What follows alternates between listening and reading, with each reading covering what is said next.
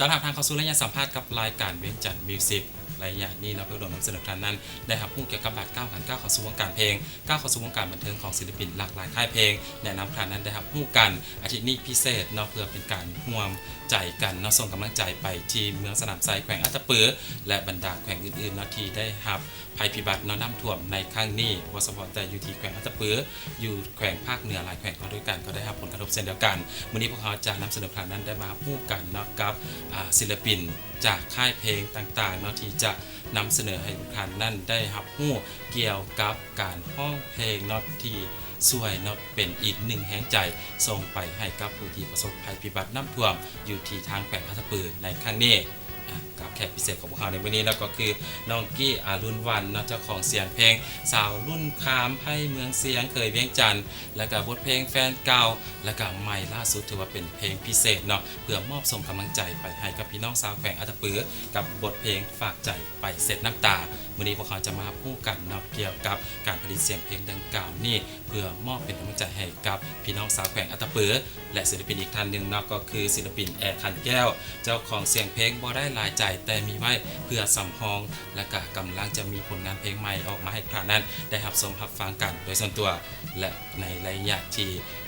พวกโซลาร์ทางชาติส่งกำลังใจไปให้แก่ประชาชนที่ประสบภัยอยู่ที่แขวงอัตตปือนี่หนุ่มขันแก้วก็ได้ประพันธ์1เสียงเพลงทางขับห้องเองเนาะเพื่อส่งเป็นกำลังใจให้เช่นเดียวกันกับบทเพลงส่งกำลังใจไปหาผู้ประสบภัยน้ำท่วมวันนี้พวกเราจะมาพูดกันเนาะกับการแต่งเพลงนี่และก็การขับห้องเพลงนี่เพื่อมอบเป็นกำลังใจให้กับพี่น้องสาวแขวงอัตตปือปัจจุบันนี้แขกรับเชิญของเราอยู่ข้างๆไปร่วมกันแล้วเรามาทำความรู้จักพร้อมๆกับทีมงานรายการของพวกเราสบายดี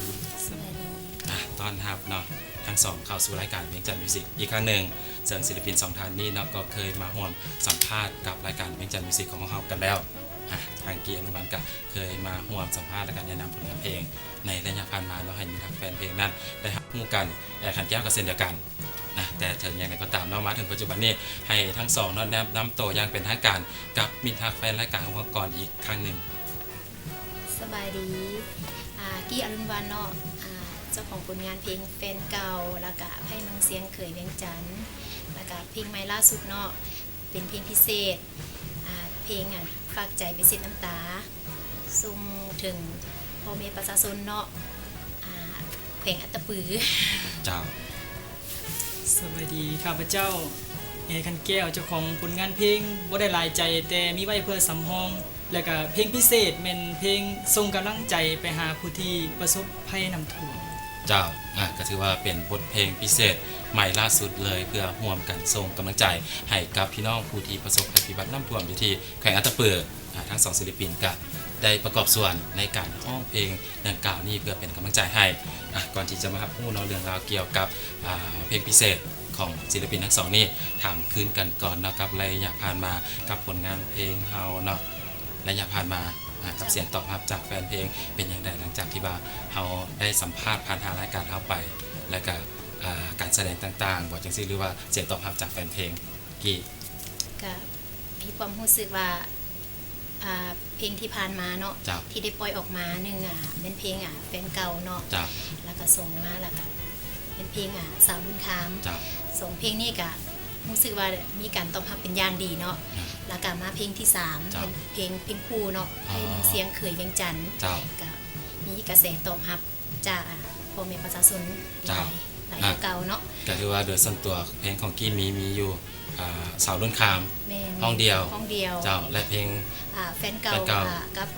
ไพ่เมืองเสียงเคยเวียงจันทร์ห้องว่าเกี่ยวกับภาสันติภาพเนาะถือว่าเป็นบทเพลงคู่3เสียงเพลงด้วยกันที่ปล่อยให้สังคมนั้นได้รับชมรับฟังเนาะ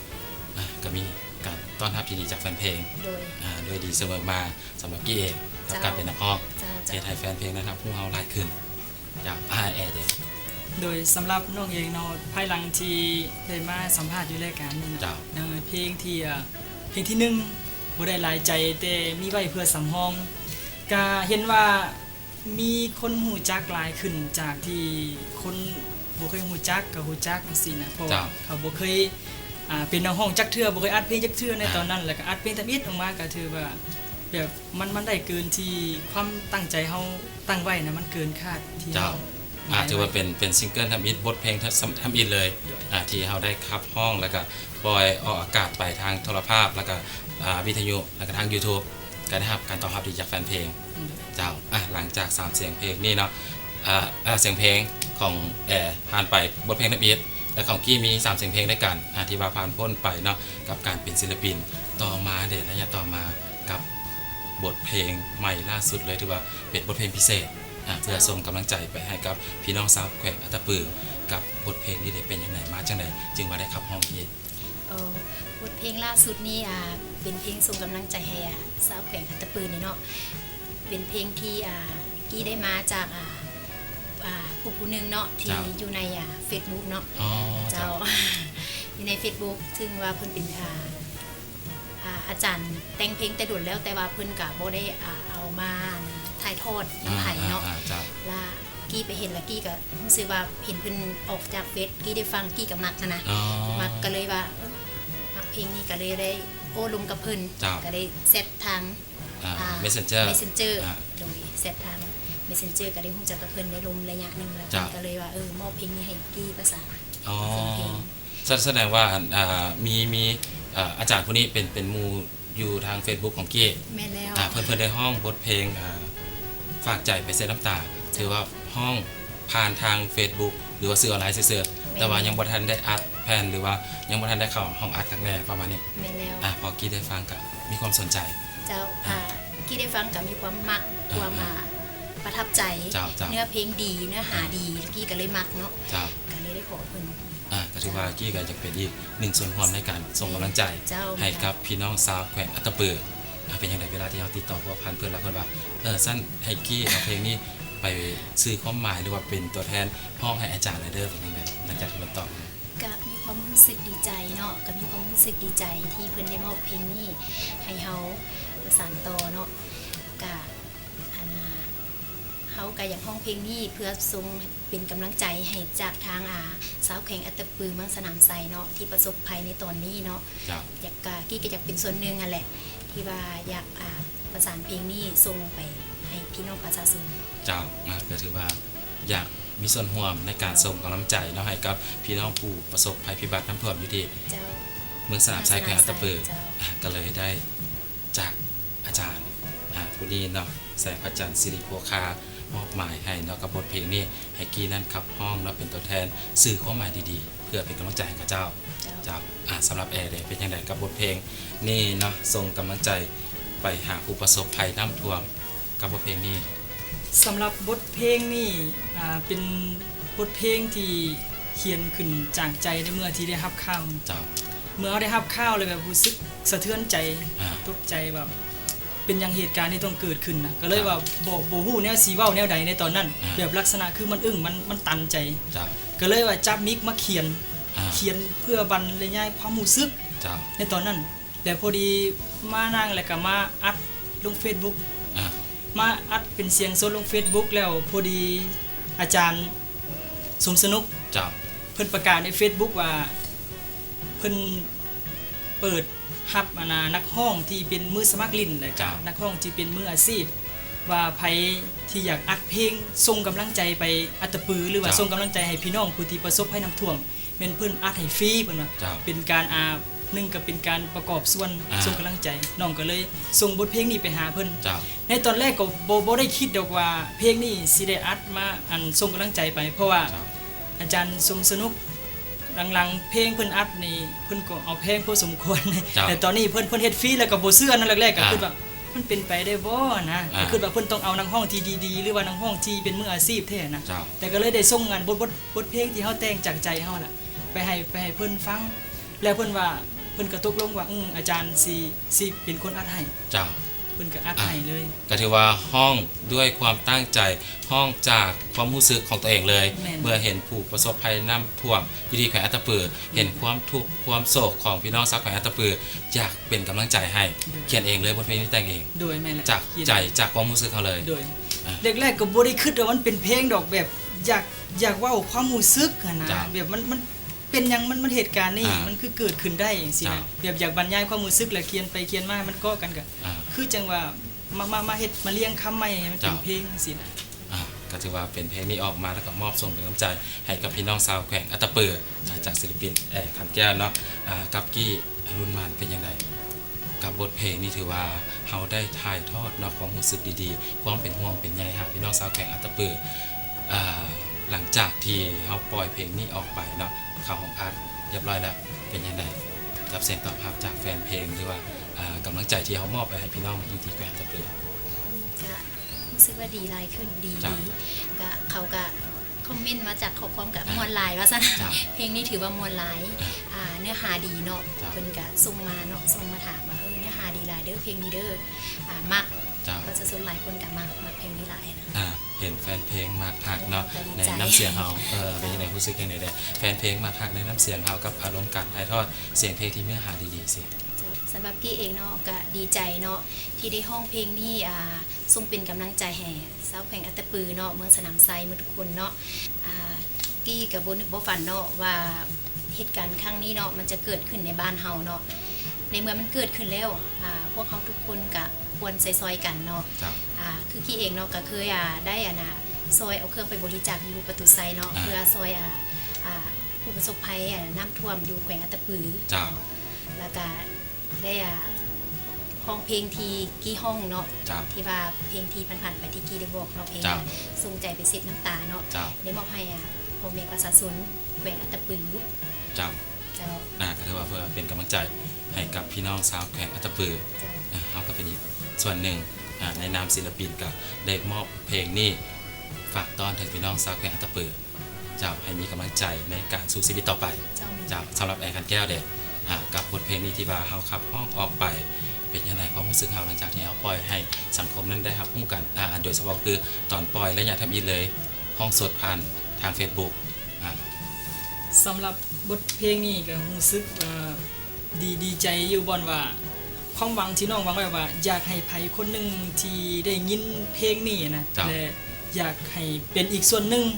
เป็นอีกหนึ่งกำลังใจมอบให้ถึงแม้ว่าเฮาจะอยู่ไกลกันก็จริงแต่ว่าอยากมอบบทเพลงเป็นกำลังใจให้แต่ว่าหลังจากที่ปล่อยไปแล้วคำย่องว่าม่วนหันน้องบ่ได้ใส่ใจเท่าใดแต่สิ่งที่น้องสะเทือนใจที่สุดก็คือทุกคนแบบเว้าเกือบเป็นเสียงเดียวกันเบิดว่าสู้ๆเด้อเป็นกำลังใจให้เด้อแล้วก็แบบทุกคนส่งสติกเกอร์แบบมีน้ำตาอย่างมากนะแล้วมันแสดงให้เห็นว่ามันไผก็ส่งกำลังใจไปให้นะเดี๋ยวอยากให้ผู้ที่ประสบภัยอันใดข้าเจ้าได้เห็นแล้วคิดว่าจะเป็นอีกหนึ่งกำลังใจให้แก่เขาเจ้าในนามศิลปินเนาะเฮากับประกอบส่วนได้ก็คือเสียงเพลงมอบเป็นกำลังใจเนาะให้กับผู้ที่ประสบภัยหลายคนเนาะก็ได้ส่งแรงจิตแรงใจบ่ว่าจะเป็นทางวัตถุปัจจัยเพราะว่าอยู่ที่นครหลวงวิจารณ์ของพวกเฮาก็มีหลายจุดด้วยกันที่รับบริจาคเครื่องผู้ใดที่จะไปช่วยก็สามารถไปมอบให้ได้เนาะตามจุดต่างๆคือด้านกี้เองก็ประจำอยู่ที่จุดประตูไซของค่ายที่เคซาวลาวเนาะโดยเป็นเจ้าภาพก็มีหลากหลายศิลปินหลากหลายศิลปินบ่ว่าจะเป็นพาสันติภาพว่าตั้นเนาะแล้วก็ปังอนุนเนาะแล้วก็ได้หลายนักศิลปินจากหลายค่ายจากค่ายทีเคแดและก็ศิลปิน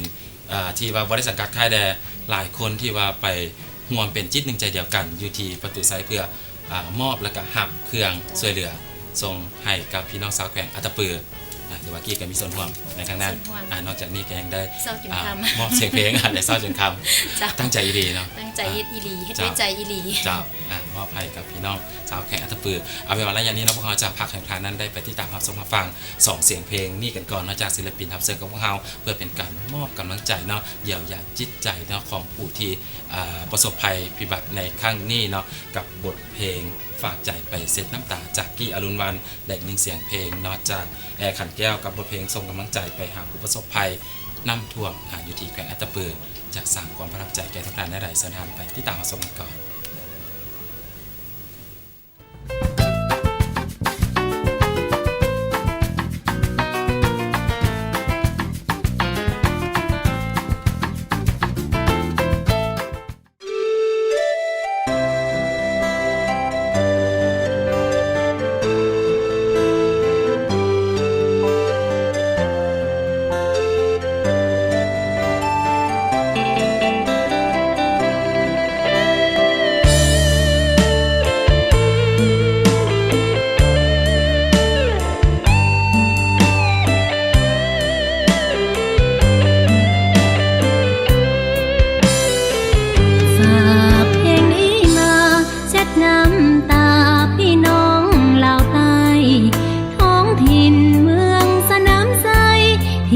ประสบภัยน้ำท่วมมหาพอได้ยินข่าวใจแทบขาดแสนโศกจะบันพี่น้องผู้น่าสงสารถูกสายทานทับเหเสียหายพืชผลไร่นาหมู่ม้าหัวควายลอยตามกระแสเสียงลูกหำห้องหาแม่ปวดดวงแดหัวใจสลายพ่อแม่หลายคนกระเสือกกระสนสูญเสียลูกไปทรัพย์สินบ้านเงินเสียหายแสนเศร้าใจหาได้เปรียบตาคนลาวทุกคนทุกแห่งหนแสนเศร้าห่วงใยขอส่งกำลังแห่งใจส่งลงไปปลอบใจปลอบหวานอยากบอกให้รู้ว่าคนลาวบ่เคยทิ้งกันประสานดวงใจหลายล้านจับมือกันผ่านคืนฝันหายขอขอบพระคุณพี่น้องไทยจากทุกแห่งหนไหลมาแข่งกับสายฝนทั่วสากลบอกเคยเหือดหายส่งไปเยียวยาพี่น้องลาวทั่วทินแดนใต้ตำนานจะจารึกไว้เมืองสนามไทรตราบนานเท่านาน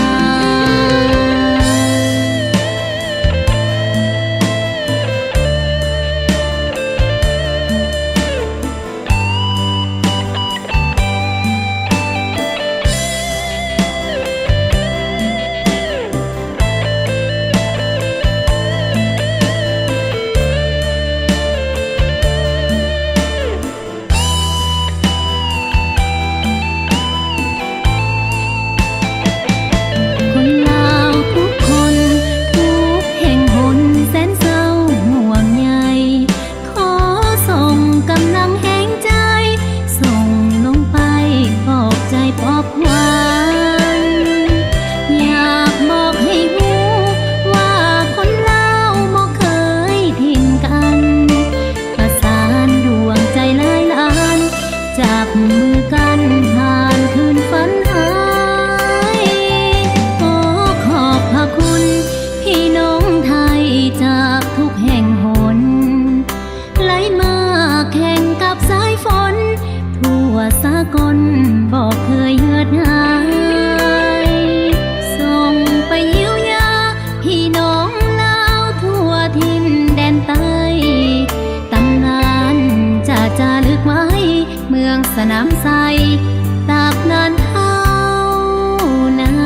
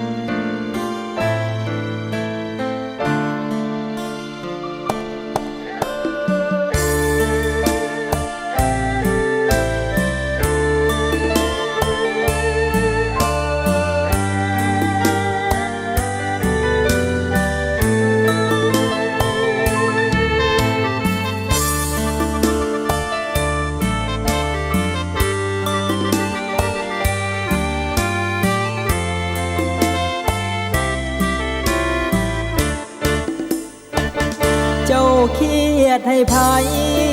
เรื่องใดโนเทวดาเป็นหยังปล่อยสายทลาไหลมาท่วมปัตตภีท่านหูอยู่บ่สาวลาวความเศร้าโศกีนำท่วมหลายสถานที่เหตุให้มีปัญหาเหลือหลายน้ำท่วมทงนาไหลมาจนหอดเงินสาลีตน ผู้เป็นลูกหลานนำท่วมบ้านสิอยู่จังใดเสื้อผ้าอาภรณ์มุงมอนคงพังทลายพี่น้องน้องนำตาไหลหัวใจก็แสนเมื่อยล้าฝากเพลงไปหาถึงแม้นว่าเฮาห่างไกลขอเป็นอีกหนึ่งแห่งใจส่งให้ผู้พบปัญหาสู่เด้อพี่น้องถ้าพ้องมันต้องผ่านทางข้าขอภาวนาทุกทั่วหน้าขอให้ปลอดภัยแทนเครียดเรื่องใดคือบ่ไปลงโทษผู้ทำเป็นอย่างต้องมาใส่กรรมคนตาดำหากว่ามองไม่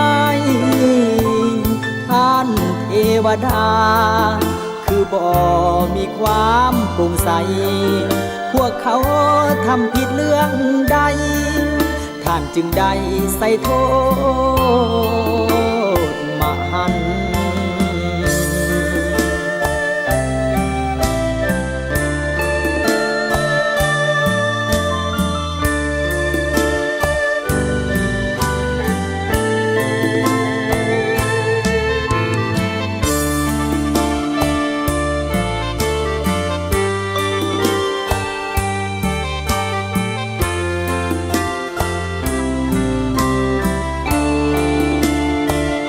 ฝากเพลงไปหาถึงแม้นว่าเฮาห่างไกลขอเป็นอีกหนึ่งแห่งใจส่งให้ผู้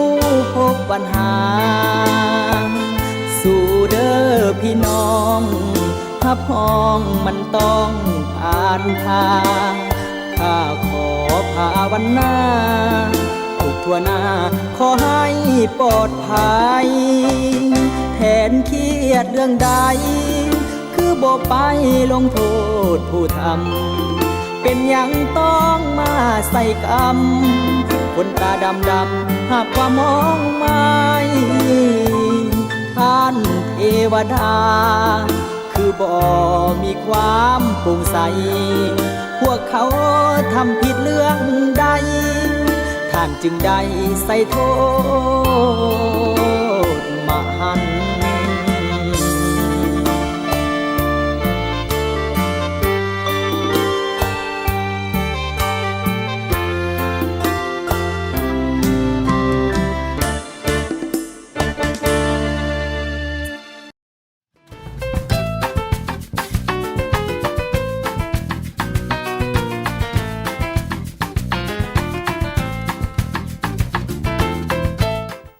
ยินดีต้อนรับทานเข้าสู่รายการสัมภาษณ์จากทางรายการของเราอีกครั้งหนึ่งผ่านกันไปนะกับเสียงเพลงจากศิลปินรับเชิญของพวกเขากับบทเพลงฝากใจไปเซ็ตน้ำตาจากกี้อรุณวรรณและอีกหนึ่งเสียงเพลงส่งกำลังใจไปให้ผู้ประสบภัยน้ำท่วมจากลมแอร์คันแก้วสองเสียงเพลงนี้น้อมมอบเป็นกำลังใจให้กับพี่น้องที่ประสบภัยน้ำท่วมอยู่ที่แขวงอัตตปือจากใจจริงด้วยความตั้งใจเนาะในการผลิตและก็ขับห้องมอบให้พี่น้องชาวแขวงอัตตปือเพื่อเป็นกำลังแห่งใจในการสู่ชีวิตต่อไปที่ว่าเหตุการณ์ครั้งนี้เนาะไผ่ก็บ่อยากให้เกิดขึ้นแต่ว่ามันเกิดขึ้นแล้วเฮาเนาะประชาชนลาวทุกชนชาติชนเผ่าในทั่วประเทศก็ส่งกำลังแห่งใจให้กับพี่น้องที่ชื่อภัยพิบัติในครั้งนี้ก้าวเข้าสู่การสัมภาษณ์ของเรากันเต็มอีกถามถึงทั้งกี้และก็ทั้งแอร์เนาะกับปัจจุบันนี้ก็ถือว่าเป็นบทเพลงพิเศษบทเพลงใหม่ล่าสุดที่ว่าทรงเป็นแห่งใจให้พี่น้องชาวแขวงอัตตปือและโดยส่วนตัวกับเพลงที่ว่าเฮาได้กาเกี่ยวไว้จะปล่อยออกสู่สังคมได้รับชมฟังกันมีหรือยังกับบทเพลงที่ว่าเฮาได้กาเกี่ยวด้วยที่จะผลิตออกมาตอนนี้ก็สำหรับกี้เองก็ได้กาเกี่ยวไปแล้วเนาะเพลงนึงชื่อเพลงว่าบ่อยากญาติของไผเนาะเจ้าเนื้อหาของเพลงก็เป็นเพลงเศร้าแล้วก็เป็นเพลงที่ว่าผู้ใดที่ว่ามีเจ้าของแล้วนะเขากับบุคคลเป็นญาติของเขามาเนาะหักได้เนี่ยแต่ว่าอย่าสุหักคุณมีเจ้าของเจ้าหักได้แต่ห้ามหักคนที่มีเจ้าของอยากซื้อให้สังคมนั้นรับรู้โดยเฉพาะก็คือผู้ใดที่ว่าคิดอยากจะ หักผู้ใดผู้หนึงอย่างประมาณนี้ เจ้า ในน้ำที่ว่าหักจะเป็นสู้เป็นแฟนบอกจังซี่หักจังซี่ก็ห้ามหักคนที่มีเจ้าของ แม่นเลย ก็ถือว่าเป็นบทเพลงที่ว่าเนื้อหาดีเศร้าอีกแล้ววันนี้กี่ห้อง เศ นี่ ร้าอีกแล้ว ถือว่าส่วนหลายที่ห้องก็จะเป็นบทเพลงซ่าๆซึ้งๆเศร้า เจ้า ๆ แม่นละ น้ำเสียงกี้ถือว่ามีเอกลักษณ์อีหลีเป็นบทเพลงที่น้ำเสียงที่ว่าหวานห้องเพลงซ่าๆซึ้งๆนี่กินใจโดยเฉพาะก็คือบทเพลงที่ฝากไปเซตน้ำตาพี่น้องสาวแขวงอัตตปือที่ทุกท่านได้รับชมแบบเมื่อกี้นี้ฟังแล้วก็รู้สึกว่าเศร้าไปนำกับบทเพลงนี้เนื้อหาดีอีหลีถ่ายทอดน้ำเสียงก็ได้ดีก็ถือว่าเป็นบทเพลงที่จะผลิตออกมาหับไส้แฟนเพลงในตอนหน้า เจ้าแม่นละ บ่อยากญาติของไผ่ เจ้า ผลิตฮอดใส่แล้วรู้ว่ากาเกี่ยมฮอดใส่แล้ว กาเกี่ยมแล้วแต่ว่ากำลังสิเข้าของอัดเนาะ อ๋อ ภายในเดือนหน้านี้เฮาอัดแล้วเฮาก็สิได้ปล่อย เจ้า เจ้า ถือว่ากาเกี่ยมในการเข้าของอัดแล้วก็จะปล่อยให้ทุกท่านนั้นได้หาฟังกันก่อนอาจจะเป็นลงทาง YouTube บอกวิดีโอต่างๆพอ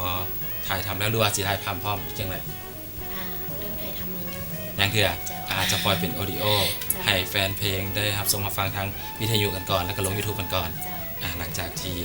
กีได้ถ่ายทำ MV หรือว่าประกอบภาพสำเร็จแล้วพวกเขาจะนำเสนอครั้งนั้นได้รับชมรับฟังกันตึมอีกสำหรับแอร์คันแก้วเดยนอกจากบทเพลงพิเศษส่งกำลังใจไปแขวงอัตตปือนี่โดยส่วนตัวผลงานส่วนตัวนี่มีหรือยังด้วยจะออกตื่มอีกหรือบอกนอกจากเพลงนี้ การเพลงใหม่สำหรับเพลงใหม่เนาะกาเกียมแล้ว ครับ เป็นบัดนี้จะเป็นแบบลำเดิน จากการห้องเพลงแล้วต่อมานี่สิเป็นลำเดิน เดิน ลักษณะจังได เป็นแบบล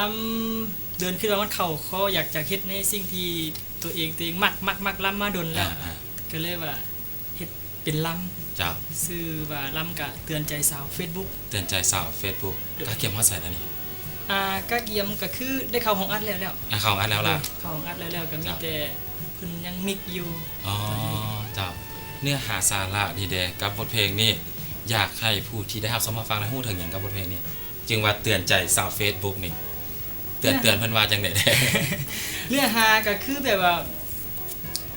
เตือนใจผู้ที่ส่วนหลายเดี๋ยวนี้เขามักเว้ากันติดปากว่าสังคมก้มหน้าเนาะเกี่ยวกับ Facebook อีหยังแหละก็เลยว่าเตือนใจก็คือแบบว่าบ่อยากให้ลิ้นเกินกำหนดหลายหูจักแรงหูจักง่ายหูจักเบิ่งบนทำบนเฮียนอหยังแด่แบบซี่นะบ่อยากให้มีแต่เล็งไปหาแต่จุดเดียวคือลิ้น Facebook แบบมีแต่การโพสต์ภาพเพื่อหวังแลกให้มันได้ไลค์แต่บ่คำนึงถึงภาพลักษณ์ของตัวเองสินะแบบนี้นี่นะอยากให้เป็นภาพที่เอาลงก็เป็นภาพที่มันเป็นไปในทางที่สร้างสรรค์จังซี่นะบ่ให้เป็นละมกอนาจารในอย่างแบบนี้นี่นะอาจจะเตือนใจ